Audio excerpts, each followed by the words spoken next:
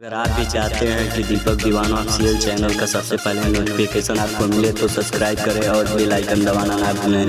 देखिए, मैं आप लोगों को कहा था कि मैं आप लोगों को पूरा बढ़िया सा सॉन्ग सुनाऊंगा। इसके लिए मैं इसका उपयोग किया हूँ और आप लोग ज़रूर देखिए, हमारे चैनल को सब्सक्राइब कीजिए। और लड़का खिलाड़ी की दोहरा के यही गाना मैं बनाया हूँ, आप लोग ज़रूर देखिए। धन्यवाद।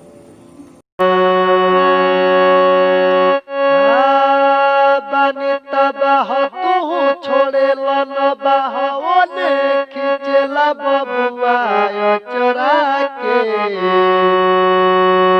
पानी तबाह तू छोड़े लन बहाओने खिंचला बबुआ चोरा के काहे बारो खमो जल सैया लइका खिलाई की तहरा के काहे बारो खमो जल सैया लइका खिलाई की तहरा के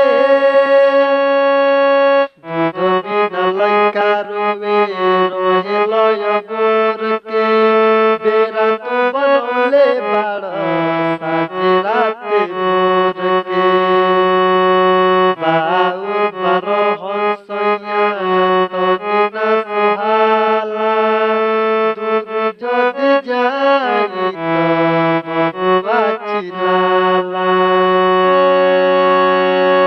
तब आई तारा लइका बाबू खाई ओने धरे लराह नहीं बहरा के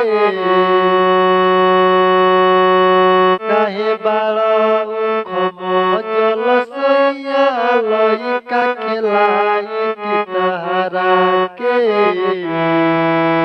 काहे बारो